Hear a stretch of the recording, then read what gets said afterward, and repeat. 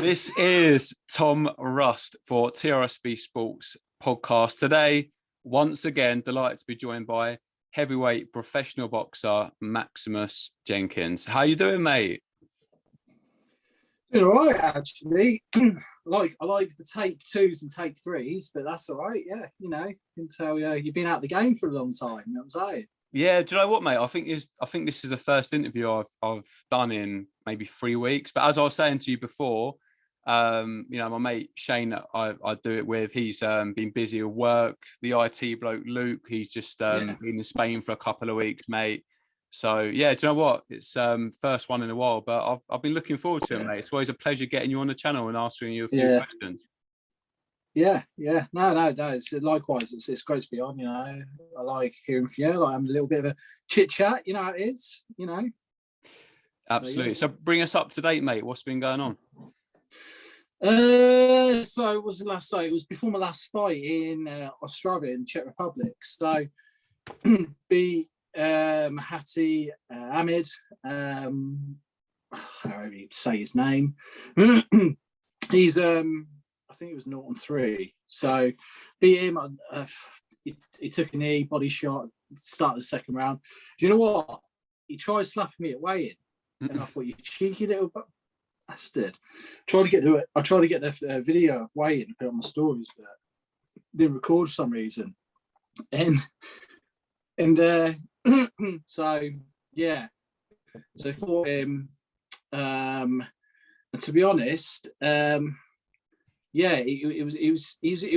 a bit of a weird opponent because he was skillful enough to try to go into southpaw during the first round, try to muck up the line because he won't get any luck because he was throwing a kitchen sink at me straight away, and I weren't budging. And he's about the same height as me, a tiny bit lighter than me. I think it was 10 kilos difference. So, he threw the kitchen sink at me with hooks and trying bombs, and I was parrying him and I started putting a bit of pressure on him. In the first round, and Julian Katouch, he said, right, put your foot on him straight away. And I started putting my combos together in the first 20 seconds of the second round, dropped him a body shot, and I felt he didn't like the power, but I felt he could have carried on that time. But this is where journeyman stuff comes in. He could have carried on for another go, I reckon, another time. But when I looked on BoxRec that day, he was having a fight in, I think, 14 days. So as soon as you get knocked out, it's a 28-day cooling off. You can't fight for 28 days. And some of these lads, they earn the crust like this. So I thought before he checked out, and that's what I felt. A bit disappointed because I wanted the glorious finish. You get what I'm saying? And I didn't get it. You know what I'm saying? So it didn't sit right, and so. But win's a win. Got the win, and move on to the next one. Really. Yeah, it's such a weird one, mate, with the journeyman, because in no other sport does it happen. It's like you don't ever don't ever watch a football match where one team is going to go in there. It's almost like go out there and sort of maybe throw a few shots, but ultimately they're going out there to sort of almost sort of do you a favor, build your record up, give you some practice. It didn't sit right with me, and it took a bite. I hit him hard and stuff, and I knew I winded him, but I just felt he could have done another, at least go towards the end of that second round. But I think he knew it was the start of the end, so I could see from his point of view, because if he's getting whatever money the promoter's giving him, he should fight, and and he's well, Christ, I need to survive this, get into the next one. You can't really blame him. I mean, you look at the journeyman over here, like Chris Ely, who got him with Fabio Wardley. You know what I mean? It's those sort of people. You know what I'm saying? So, you know what I'm saying? 100%, mate. At the end of the day, if you are to knock him out and then he can't fight for 28 days, that's what, 2-3 fights, maybe 5-6 grand. That's a lot of money. That's a lot of money, and you got to think. I know. I don't know if my source is true on this. The likes of Phil Williams, who's a journeyman heavyweight, he gets a minimum of 6K per fight. You know what I mean? You do that twice a month. Christ, you're not going to get that in any sport unless you're a footballer or like a top end footballer of rugby. You know what I mean? So it's not a bad way to turn your cross as long as you're not getting that, you're surviving, and you just, you know what I mean? I may 100%. So, You think if you're fighting, even if you're fighting a couple of times a month, and you're earning 5-6 grand, and then maybe you're doing something else on the side. Some of these fighters, you hear it in interviews. They get like what 2-3 days notice. Sometimes they might even get a phone call on a Saturday morning. Do you want to fight tonight? They jump in the car, drive 5 hours, have a fight, then go home. It's a mad way of life, but if you're earning, again, 5-6 grand a fight, then you can understand why they don't want to get knocked out. Exactly, yeah. So you can't blame him. But, he just wanted that finish, you see. So, but it will come. It will come in another fight. So, and yeah. I know you haven't been a professional for a long, long time. So from your first fight to your most recent fight, how much are you pleased with your own performance and how much you progressed? Do you know what it is? I think it comes down to my coach, Julian. He's taken me on. I think we've had 3 months together. I've had one camp with him now, and genuinely, having like a standard cornerman, and no one full time with you, who knows the corner and that, but someone who's been at the top level in your corner, you can tell the difference. And for that fight, last fight, it's I've had quite a few hard spars, and there was a difference in my nerves before that fight than any other fight I had. It was less nerving, and I don't know if he made an impact on it. From like wrapping my hands felt like gold when he wrapped him. You could tell he's experiencing it. When you've had someone who's had a British champion at his hands, he's been at the top level or nearer the top, and to someone who's like area level, you know what I mean? There's a difference, you know what I'm saying? So having him in my corner, Julian, fantastic. I cannot like take my hat off and say how good he was for me when we were out there, and I can't wait for the next one now. So yeah. And I know you get a lot of stick online. People like to say a few things about you, but now you are a few fights in, taking the right fights at the right time. How far, in your mind, can you go in the sport? So this is the thing. Me and Julian have spoken about this, and a few of my mates speaking about this. I've got a bit of ability there. It's the tricky one where I'll go from 4 rounds. I can do 4 rounds well, or to a level, but going from 4 to 6 is going to be the tricky part, and seeing how I progress like that. Now, if we can do that, you look at area level, and if we can get area level, I'll see how far. Look, I'm never going to be a British champion. Not realistically, I'm not going to be. I mean, I'm just turned 34. I'm not going to be a British champion, but to see how near I can get to that, would be an aim. Could I get a fight away from it? Could I get a shot at it? It may be years to come, probably not. More likely not. The odds are very stacked against me, because you're talking about your Fabio Wardleys, them sort of people. So I'm a long way off that. But if you're looking at fights, Jay Mcfarlane's on there. Nick Campbell, they're all on there. And then Nick Campbell, if you look at ability, he's not much better than me. Probably, he's had the same sort of amount of fights, same sort of amateur experience. So I mean, if he can get a Scottish heavyweight, I like to think I could have a half chance to get an area title at least. Get what I'm saying? So I look at it. 100%. So you talk about the difference between 4 rounds and going up to 6 rounds. So in your mind, and talking to your coach, what do you need to do to get yourself in a position where if you get a fight and it is 6 rounds, you're in a position where you can take it and be confident in your ability and that you're not going to run out of steam? Well, that's the thing. I've got a fight end of September, October. I still don't know the date yet, which is a bit frustrating. The opponent's signed, sealed, and delivered. It will be said in the next week or so. In the UK? So that's no, not yet. I want it to be. Where's this one?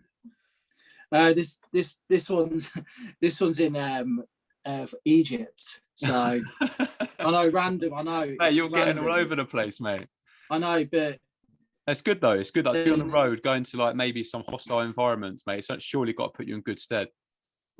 The last one was a bit hostile. So I mean, you know, it's stand me in good stead, because when it does come, look, I mean, I'm not an illusion. When I have a UK fight from my town where I live, there will be a couple of hundred coming. You know what I mean?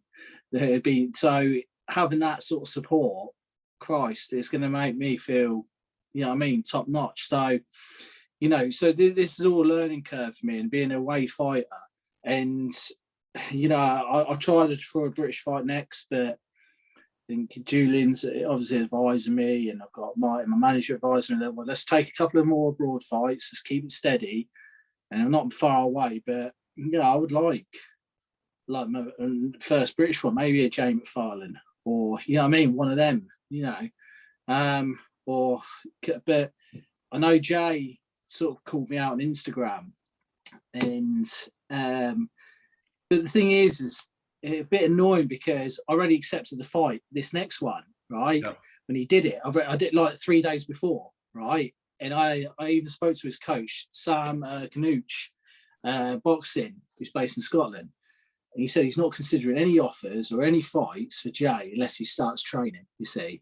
So if Jay's watching this, fucking don't start saying, I'm fucking avoiding you. I ain't. You know what I mean? Just like, you know, I agreed something. I can't just go back on it. So it's one of them. But I certainly will, that me and Jay will be in the ring at some stage in the next 12 months. It will happen.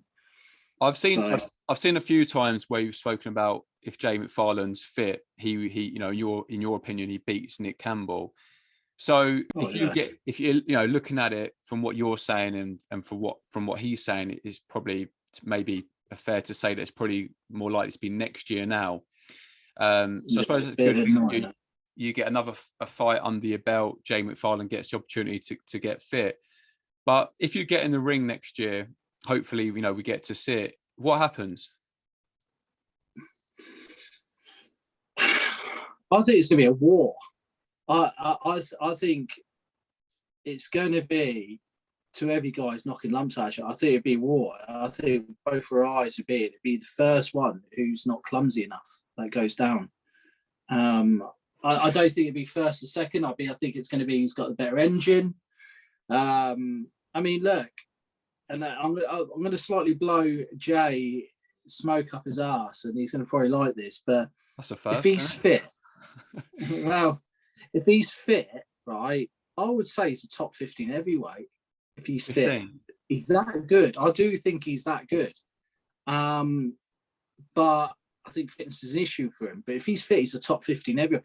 People give me stick for that. No, he's not. He's not. He has. He's got some good wins in his CV, and you look at him, and they've gone on to beat better people than he is now. You know, so you know. Go on. You're gonna criticize me saying that. No, not at all. I'm gonna say. So you saying him fit? He's a top 15 heavyweight. I think he is. My question is, from your side of things, do you maybe feel like, you know, fighting him after your next fight is maybe too early if you rate him that highly? Well, this is the thing. It's catching it at the right time. It depends in terms of what platform it's on. You know, it's a fight will happen in 2023. It depends, because there's one or two platforms a little bit nipping at me at the minute. So on deals, etc. I'm not going to go into who it is and what deals they are, but I'd rather it be on a good platform with someone like Jay, because then being on just a nothing platform, you get what I'm saying? Because I think it will be an out and out war. You know what I mean? It will be dirty. It will be a trench. It will be a trench jobby, and I know it. He doesn't know it. He thinks it'd just be like a walkover. That's the thing. And how much motivation does that give you then to really sort of focus and train as hard as you can? Because if you do land that fight, you know, no doubt that would be the hardest fight to date. It would be, and but you know, the thing is that it's all about timing in boxing, isn't it? It's about, you know, you see there's a lot of happening with the Zone and Boxer at the minute. Boxer's moving over, they're doing this, they're doing that. You know, there's deals to be made. So, you know, after the next fight or so, there could be something made for me in stone, you know what I mean? So then that would be the time where, right, I want him, I want him, I want him, you know what I mean? They're my three, you know, because they're what they're doing now is platform, doing on 2-3 fight deals, aren't they now? Yeah, yeah. Instead of doing it yearly, you know what I mean? So, you know, so that's where I am with that, Jay. And, you know, I good luck to him in his next fight. I think it's September. So if I'm not fighting myself, I'm gonna try to go to his fight and watch him. I'd love to see you two in a press conference. I think that'd be absolutely hilarious. He's got plenty to say. You've got plenty to say. It might even be better than the fight. Do you know what? I think I live in his head rent free. I think I'd stir him up upstairs because he's one of these emotional characters where he can just get annoyed straight away. Nick didn't even need to do much in his. He got annoyed at Nick a little bit. I'm thinking, well, you know, so we'll see. But good luck to him. I wish him well, and I hope he wins his next one. So, you know, yeah. Well, listen, mate, we know already who gives you free ringside tickets, what platform that is. So maybe we see it there. You know, all else fails, mate, you can give me a call. I'll turn up my camera and I can film it. I can do a little live. But no, mate, I'd like to see that fight. But mate, just casting your mind back to a week ago, the man that seems like he's been in boxing for about 100 years, Derek Chisora. I take it you watched the Pulev fight, and what did you make of it? Do you know what? I'm sort of glad Derek went with Don Charles. I went back with him. I thought Dave Colwell, and this is not going any disrespect to Dave Colwell. I thought Derek Chisora's performance wasn't the best against Joseph Parker. Yeah, you know, the first one, it was fantastic. Now, what David Haye did with Del Boy, I think his performance, it's just giving him, let's say, I don't know, a second wind at the sport, you know. And I thought he was performing some good performances. I thought, bloody hell, you know, maybe looking at, you know, European or something, you know what I'm saying? And, you know, and that's the problem. And Pulev, I was a little bit disappointed at Pulev because Pulev wasn't as good as people make out he was. You know, and I'll give it to Derek his due. He comes to fight, and you know what you're going to get with him. You'll get a performance out of him, and you know, especially the casuals love him. I think his character, and when he, you know, he's even admitted after the fight he ain't got many fights left in him, and it will be sad to see him eventually retire. I just don't want him to take on someone like Wilder. I wouldn't want to see it. That's what I was going to ask you next. You know, going back to the Chisora fight just quickly against Pulev. Yeah, I agree with you. I think he's definitely value for money. And it does surprise me sometimes, though, that it took David Haye to come on the scene and almost like say to him, come on, you're a professional athlete, sort your diet out, your lifestyle, you know, think about your sleep at that stage of his career. It makes me think if he'd have had someone like that in his ear at the beginning, maybe he might have got, you know, I don't know. He's been in some big fights, but you know, you never know where he may have got to. But yeah, the Wilder fight, do you give him any chance in that? Do you know what it is? When Del Boy starts firing, he's open for a shot. Now, we've seen Wilder in his fight against Fury, what he did to Fury. Knocked him down twice, nearly beating him by all counts. Yeah. And then that's one of the best technicians in the world. So, you know, what's he going to do to Del Boy? And he will land on Del Boy. And I don't think he's open to get shot when he fires. And Wilder won't miss that target. He's that accurate. So I fear for him. And I don't want Eddie Hearn. If Eddie Hearn cares about Derek Chisora, he will not put him in that. I'd like to see him against someone like Andy Ruiz or something like that. That would be a good one. Or someone who's not going to detonate him. Does that make sense? Because he hasn't got much left. You know. No, it makes complete sense. Part of me feels like he must have made a lot of money so far in his boxing career. Does he really need to carry on? From listening to him in interviews, it feels like that he loves coming out to the crowd, and understandably, he's value for money, and everyone gets behind him, and he's great to watch. He always brings the entertainment, in the press conferences as well. But Yeah. I agree with you as well with Fury. If Wilder can hit Fury, then he can hit anyone.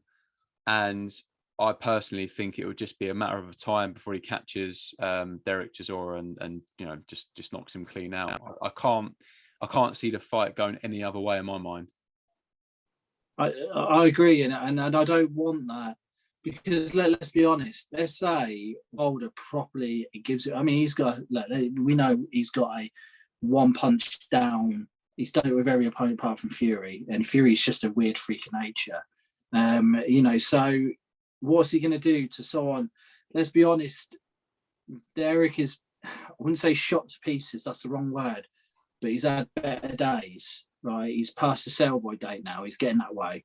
He's got a couple of fights left, but taken sensibly, not against someone like that who's got a bit left in him. Because Wilder, let's be honest, he hasn't had actually many hard fights. He's gone to 2 or 3 rounds, and that's it. Derek has had rounds after rounds after rounds. You look at, I think if you look at the statistics of the rounds per person, Dell's had so many rounds against hard fights, and that takes time on your body. Wilder hasn't, you see. He's had Ortiz and a few in his early days, and Fury. Derek has had it in his entire career, really, if you think about it. So, you've got to take the right fight for him, if that makes sense, and you've got to think of his health. Wilder would be a good draw over it, but you can't put a price when he's in a bloody wheelchair or something. You know what I'm saying? So, and that's what it could ultimately end up in. That fight too many, and that, it's a dangerous fight, a very dangerous fight. And out in date, when he's in a wheelchair, will Eddie Hearn come and see him? I don't think he would. He might make a fuss of him a couple of weeks, but he won't come see him. Ultimately, he'll have to rely on himself. And I don't want to see that for him. I think the thing is as well, Wilder, he's been out of the ring a long time, and if he does fight Derek Chisora, and whoever he fights for that matter, he will want to come back and make a statement. So whoever he goes in with, unless it's one of your Joshua's or someone else, then it might be a 50-50 fight. But anyone else really, bar those sort of top heavyweights, I don't see any other outcome apart from Wilder getting a knockout. And for me as well, I think he's incredibly resilient. Look at the Fury fights. He took a lot of punishment in those fights. There were so many times where I thought, he's going to go, and he kept getting back up. But yeah, you're right. I wouldn't mind seeing Del Boy have a couple of more fights, but whether he wants to fight Wilder, I think clearly it's the money that's motivating him now. As you said earlier, he's only got a couple more, so he wants to sort of cash out. But surely he made enough money to get out of the game now. Do you know what I mean? Like, rather than carrying on. Yeah, he's on to take the right fight. It's at the end of the day, it's risk over reward, and the risk for Wilder isn't worth it, for my opinion. Yeah. It's not worth it, So I mean, maybe against Ortiz might be a better fight. You get what I'm saying? Luis Ortiz, and he's a slight draw over it. So he'll still sell out a crowd. Maybe him against up and coming fight, like, I don't know, Fabio Wardley, something like that, or something like that, because he's the gatekeeper in a minute. Against maybe Dillian White, even Dillian White. Dillian White can get a win on his record, whatever, get back out there. But whether he does it or not, I don't know. So, yeah. And mate, we're getting very close now to the AJ Usyk rematch. I saw in your story yesterday, I think someone asked you about that fight, and you said that in your mind that Usyk still wins that. I just wanted to get your opinion on here, because not everyone has seen it. 20th of August, Saudi Arabia. What are your thoughts?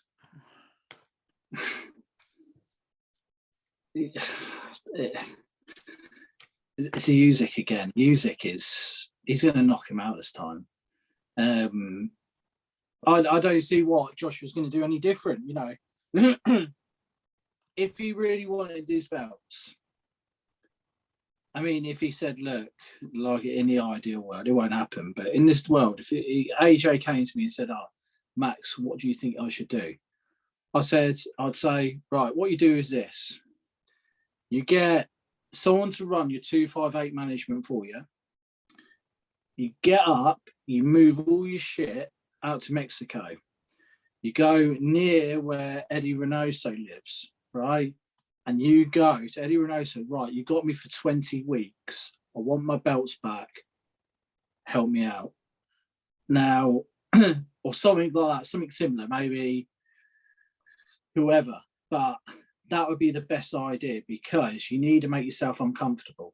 Now, I tell you who did it. Lennox Lewis did it, right? He did it after a loss. Don't quote me right or wrong on there, people. But, you know, he lost to Ratman.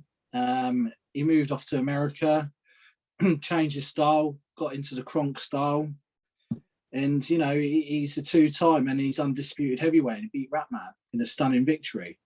You got to make yourself so uncomfortable in order if you want those belts back. And I'm not being funny. Usyk will have more of a pull because he won over a lot of fans that night against Joshua.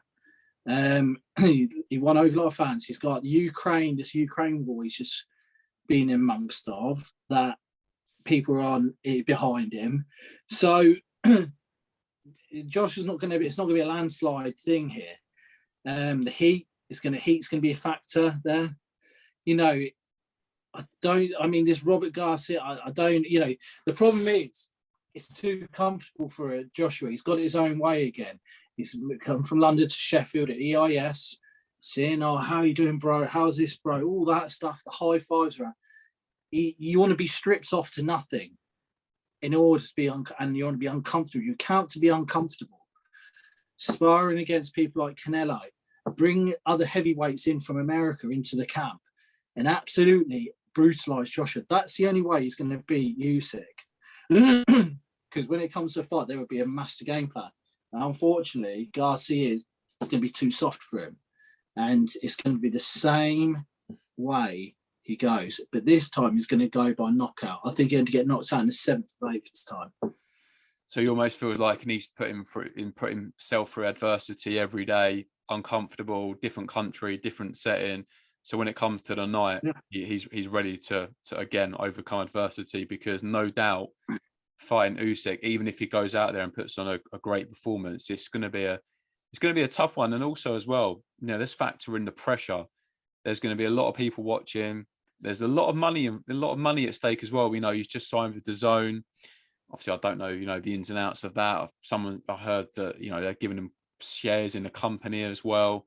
So there's a lot on the line, not just his record. There's so much at stake.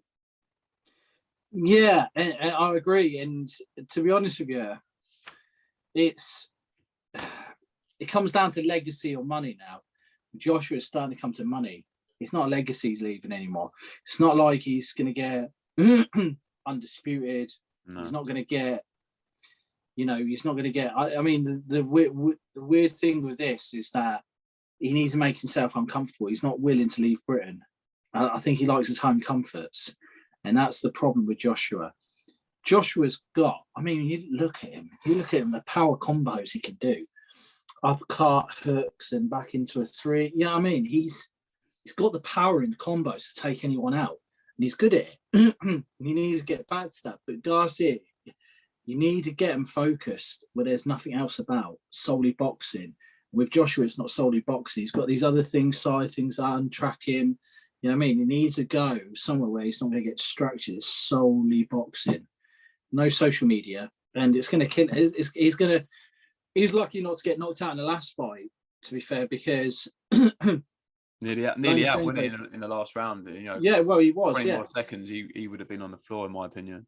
Yeah, I agree, and I think Lomachenko's father. If you heard some of the talking, I think it was 10th round onwards. You're saying to Usyk, don't knock him out. Keep to the game plan. he said it for the next like 3 rounds from 9th round onwards. Don't knock him out, because Usyk was looking for it. And he was like, don't, keep to the game plan. You're going to get caught otherwise. And that's what they did, because they had enough points on the board, you see.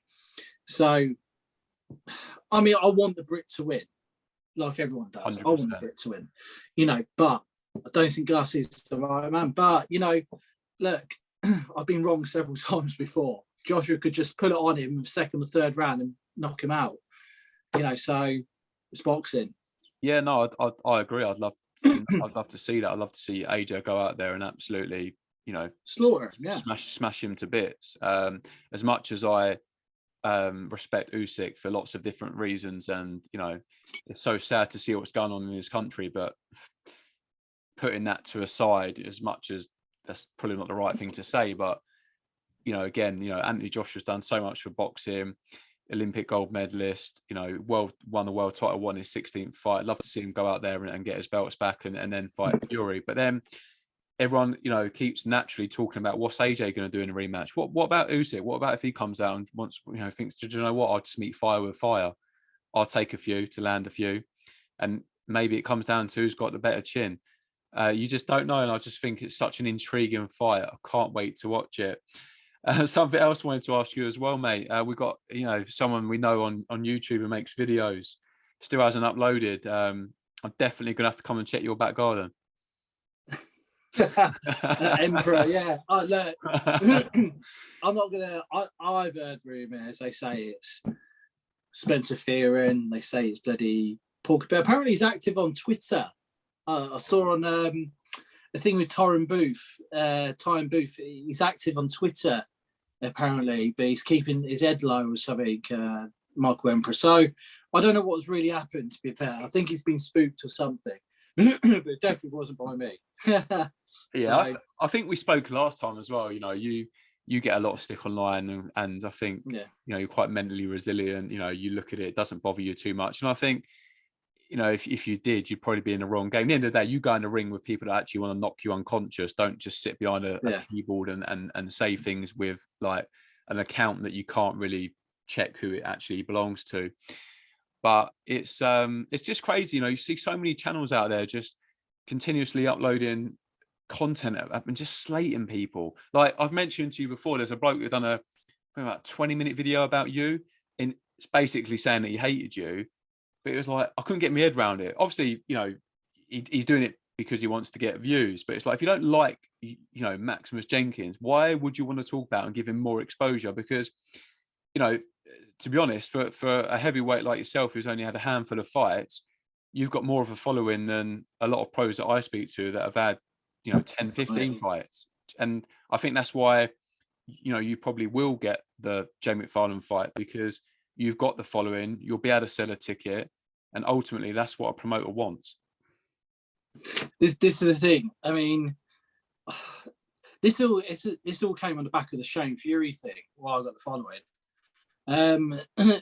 But I mean, first of all, I didn't really go into professional boxing to start fighting people like Jay, and it just happened because someone called me out who was originally white collar, went professional. So I got my pro card, and he didn't want to fight me. So I thought, well, might as well not let it go to waste. Then all of a sudden, you know, I'm 2-1. You know what I mean? And you know, and this doesn't, you know what I'm saying? So there's that. Then regarding people coming up with like videos, I feel sorry for some of these people. I mean, you know, why, and especially when they don't show their face. Yeah, it's concerning. You know what I mean? And I think they're mentally ill, or you know, are they hiding something, hiding their face for a reason, or they got something to hide? Because, you know, well, I mean, you get the controversial characters like Porky or Tyron Booth, yeah, at least they show their face. Yeah, I agree. You know, and you know, they might say the out things, and you know, some of the stuff I do disagree with, but they show their face and put their face to the comment, you know. And then you got these people do these weird videos, and I think I look at them, I think I feel sorry for them really, because they've got something disturbing upstairs, and you get the people in the comments who are equally as bad. They say, oh, this, that, and the other, you know. I remember when I think Jay had his fight against Nick Campbell and saw the comments on something like a interview about the fight or so, and Jay was getting slated. You know, all I asked about these YouTubers, and before they start slating like myself, people like Jay, like, you know, whoever, boxers, yeah, get in the ring with 14, 16 ounce gloves on, even a head guard on, and do three 2-minute rounds. Then see how hard it is when you're taking shots and giving shots. That's all I ask, right? Then come up with the same opinion after when you're giving out shit. You know what I'm saying? Because, you know, I have respect for anyone for any level. Doesn't matter what level, if it's from white collar to the top level, like your Joshua's down to the bottom end, are willing to get in there because there's only a small percentage you're willing to do it. And and to be honest with you, you know, is that standard quote by Roosevelt, American Roosevelt, the man in the arena, you know, don't slate someone if you're not willing to do it yourself, you know, sort of thing. And, you know, if you're not daring to do it, you know, so, and that's what some of these YouTubers are about, especially in the comments. You see, you haven't even got a picture to their, you know, their name, you know, and I just think, well, what are you hiding? No, exactly, mate. It's it always, you know, amazes me how people jump on and say this, that, and the other. But listen, mate, it's